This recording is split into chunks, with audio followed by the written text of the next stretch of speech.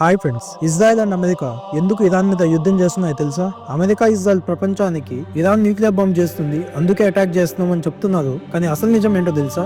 America కూడా తెలుసు Iran nuclear bomb తయారు చేయడం లేదు అని. ఇది ఏదో మనం చెప్పేది కాదు. America national intelligence director Tulsi Gabbard ఇచ్చిన స్టేట్మెంట్ ఇది. కావాలంటే గూగుల్ లో సెర్చ్ చేయండి, Tulsi Gabbard statement on Iran nuclear power అని. ఇరాన్ న్యూక్లియర్ బాంబ్ వైపు వెళ్ళట్లేదు, ఎందుకంటే వెళ్ళకూడదని గతంలో ఇరాన్ చీఫ్ అయాతుల్లా ఖమేనీ ఇచ్చిన స్టేట్మెంట్ ఇంకా అలాగే ఉంది అని ఆమె స్వయంగా చెప్పింది. ఇరాన్ న్యూక్లియర్ బాంబ్ చేయట్లేదని మనమేం అనుకోవాల్సిన అవసరం లేదు, ఎందుకంటే ఇరాన్ న్యూక్లియర్ బాంబ్ రెడీ చేయడం ప్రపంచానికి ప్రమాదకరం, అందులో డౌట్ లేదు. కానీ ఇక్కడ మీకు ఒక మాట చెప్పాలి, ఇరాన్ దగ్గర న్యూక్లియర్ బాంబ్ ఉండడం కన్నా పాకిస్తాన్ దగ్గర న్యూక్లియర్ బాంబ్ ఉండడం ప్రపంచానికి ఇంకా ఎక్కువ ప్రమాదం. ఎందుకంటే ఆ న్యూక్లియర్ బాంబ్ టెర్రరిస్ట్ గ్రూప్స్ అయిన జైషే మొహమ్మద్, లష్కర్ తోయిబా వాళ్ళకి ఈజీగా వాళ్ళ చేతుల్లో దొరికిపోతుంది. కాబట్టి ప్రపంచానికి ఇంకా ప్రమాదం ఎక్కువ. ఈ వీడియో మీకు ఇంట్రెస్టింగ్ గా అనిపిస్తే వీడియోని లైక్ చేసి ఛానల్ ని సబ్స్క్రైబ్ చేసుకుని సపోర్ట్ చేయండి.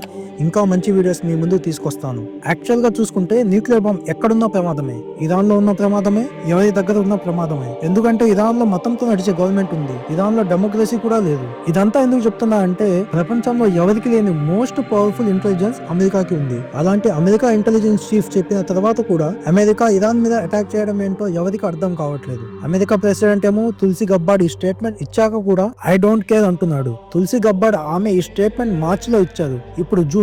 ఒకవేళ ఆమె రాంగ్ స్టేట్మెంట్ ఇచ్చారు అనుకుంటే ట్రంప్ ఆమె మీద యాక్షన్ తీసుకోవచ్చు కదా, మరి ఎందుకు తీసుకోవట్లేదు? దీన్ని బట్టి మనకేం తెలుస్తుంది? ఇరాన్ నిజంగానే న్యూక్లియర్ బాంబ్ చేయట్లేదని ప్రపంచం అనుకోవాలా? ట్రంప్ తన క్లోజ్ ఫ్రెండ్, ట్రంప్ ప్రెసిడెంట్ గా విన్ అవ్వడంలో కూడా మెయిన్ పార్ట్ గా ఉన్న ఎలన్ మాస్క్ మీద కూడా యాక్షన్ తీసుకున్నాడు కదా. సో న్యూక్లియర్ బాంబ్ వల్లే మేము అటాక్ చేస్తున్నామని చెప్తున్న అమెరికా ఇజ్రాయెల్ నరేటివ్ ఇది. ఇందులో ఎంత నిజం ఉందో ప్రపంచానికే తెలియాలి. మీకు ఇక్కడ ఇంకో విషయం చెప్పాలి, ఇలాంటి సేమ్ నరేటివే ఇరాక్ ప్రెసిడెంట్ సద్దాం హుసేన్ ని చంపే అప్పుడు కూడా అమెరికా ఇదే చెప్పింది. కానీ ట్విస్ట్ ఏంటో తెలుసా? సద్దాం హుసేన్ ని చంపిన దశాబ్దాలు గడిచిన ఇరాక్ దగ్గర ఎక్కడ న్యూక్లియర్ బాంబ్ ఉందో ప్రపంచానికి ఇంతవరకు చూపెట్టలేదు. కాబట్టి ఇరాన్ కేవలం న్యూక్లియర్ బాంబ్ చేస్తుంది అన్న రీజన్ వల్లే మేము అటాక్ చేస్తున్నామని చెప్తున్నా అమెరికా ఇజ్రాయెల్ క్వశ్చన్ కి నేను ఇప్పుడు ఇచ్చే 2 ఎగ్జాంపుల్స్ తో మనకు అర్థం అవుతుంది అసలు యుద్ధాలే చేయను అన్న ట్రంప్ తానే స్వయంగా యుద్ధంలో దిగుతున్నారు. దీనికి రీజన్ ఏంటంటే ఇరాన్ ప్రెసెంట్ చాలా వీకెస్ట్ పాయింట్ సిచ్యువేషన్ లో ఉంది. ఇరాన్ తో ఇజ్రాయెల్ అండ్ అమెరికాకి పడట్లేదు. ఇరాన్ ఎందుకు వీకెస్ట్ పాయింట్ లో ఉందో తెలుసా? ఇరాన్ లో గవర్నమెంట్ కి పబ్లిక్ లో చాలా వ్యతిరేకత ఉంది. ఎందుకంటే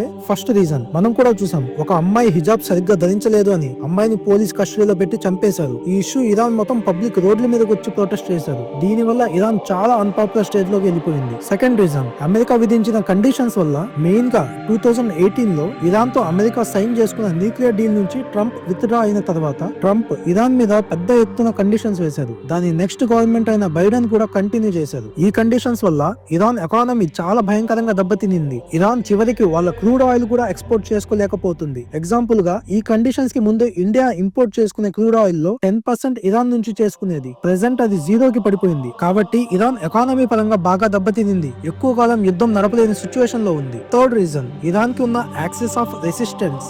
అంటే ఇరాన్ కి ఇప్పటి వరకు ఇజ్రాయెల్ తో కానీ లేదా ఇజ్రాయెల్ వెనుక ఉన్న అమెరికాతో కానీ ఎందుకు ఫైట్ చేయగలిగిందంటే తన శక్తితో పాటు తన దగ్గర ప్రాక్సీ శక్తులతో కలిసి పోరాడింది. ఆ ప్రాక్సీ ఎవరంటే గాజాలో హమాస్, లెబనాన్ లో హిజ్బుల్లా, యమన్ లో హౌతీలు, సిరియాలో అల్ అసద్ గవర్నమెంట్, ఇరాక్ లో షియా మిలీసియస్. వీళ్ళంతా ఇరాన్ కి ముందు నుంచి సపోర్ట్ గా ఉన్నాయి, ఎందుకంటే వీటిని పోషించేది ఇరానే కాబట్టి. ఇన్ని రోజులు ఇరాన్ ఎవరితో అయినా యుద్ధం చేయాలి అంటే డైరెక్ట్ గా చేయకుండా వీళ్ళ ద్వారా చేయించేది. ఈ ప్రాక్సీ వీళ్ళంతా కూడా ఎప్పుడు లేని అంత బలహీనంగా ఇప్పుడు అయిపోయారు. ఎందుకంటే ఈ కంట్రీస్ లో ఉన్న టాప్ లీడర్స్ అందరూ చనిపోయారు. రీసెంట్ గా ఇజ్రాయెల్ చంపేసింది. సో ఓవరాల్ గా ఇరాన్ కి జియో పొలిటికల్ ఎన్విరాన్మెంట్ లో చాలా బలహీనంగా ఉంది. ఇంకో రీజన్ కూడా ఉంది. ప్రెసెంట్ ఇరాన్ కి ఇంకేమైనా కంట్రీస్ సపోర్ట్ గా వస్తాయా అంటే లేనట్టే తెలుస్తుంది. అందరికీ తెలుసు ఇజ్రాయెల్ కి అమెరికా సపోర్ట్ గా ఉంది అని. కానీ ఇరాన్ కి రష్యా అండ్ చైనా నుంచి కేవలం మాటల సపోర్ట్ మాత్రమే ఉన్నట్టు కనిపిస్తుంది. చైనా ఇరాన్ కి సపోర్ట్ గా యుద్ధంలో దిగుతుందా అంటే డౌటే. ఎందుకంటే ఇప్పటి వరకు చైనా హిస్టరీ తీసుకుంటే చైనా సపోర్ట్ ఇస్తుంది. ఎలాగంటే రీసెంట్ గా ఇండియా పాకిస్తాన్ యుద్ధంలో కూడా పాకిస్తాన్ కు సపోర్ట్ ఇచ్చిన మాట నిజమే. పాకిస్తాన్ కి స్టార్టింగ్ నుంచి ఆయుధాలు సప్లై చేస్తున్న మాట కూడా నిజమే. కానీ చైనా స్ట్రైట్ గా ప్రపంచంలో అమెరికా లాగా ఎక్కడ యుద్ధం జరిగితే అక్కడికి వెళ్లి పార్టిసిపేట్ చేసే సిచ్యువేషన్ లేదు. అందువల్ల చైనా డిప్లొమాటిక్ సపోర్ట్ ఇవ్వచ్చు, మెటీరియల్ సపోర్ట్ ఇవ్వచ్చు, కానీ ఇరాన్ కు సపోర్ట్ గా అమెరికా దిగినట్టు చైనా దిగే అవకాశం లేదు. ఇక రష్యా చైనా కంటే ఎక్కువ ఇరాన్ కు మంచి సపోర్ట్ ఇచ్చే కంట్రీ.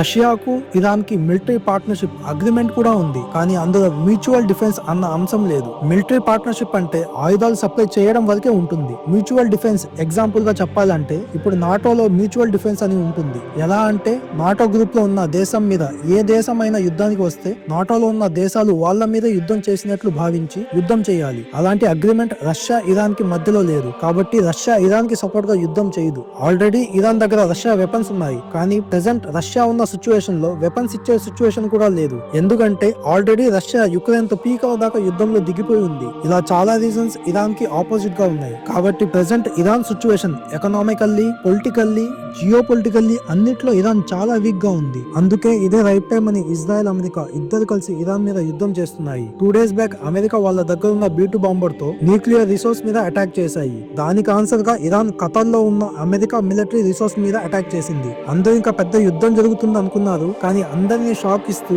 ట్రంప్ ఒక పెద్ద ట్వీట్ చేశాడు. Iran and Israel cease fire కి యాక్సెప్ట్ చేశాయి అని. కానీ ఇరాన్ ఏమో అలాంటిదేం లేదు అంటుంది. ఇజ్రాయెల్ కూడా యాక్సెప్ట్ చేసింది అని చెప్తుంది, కానీ ట్రంప్ మాటలు నమ్మడానికి లేదు. ఎందుకంటే రీసెంట్ గా ఇండియా పాకిస్తాన్ యుద్ధం అప్పుడు కూడా ఇలానే చెప్పాడు, నేనే ఇండియా పాకిస్తాన్ యుద్ధం ఆపానని. కానీ ఇండియా ఆ ట్రంప్ స్టేట్మెంట్ ని యాక్సెప్ట్ చేయలేదు. యుద్ధం ఆగిపోతే అందరికీ మంచిదే, కానీ ట్రంప్ మాటలు నమ్మొచ్చో లేదో మీరేమనుకుంటున్నారో కామెంట్స్ లో చెప్పండి. ఈ వీడియో వల్ల మీకు ఇన్ఫర్మేషన్ తెలిసింది అనుకుంటే మర్చిపోకుండా ఛానల్ ని సబ్స్క్రైబ్ చేసి సపోర్ట్ చేయండి. జై హింద్.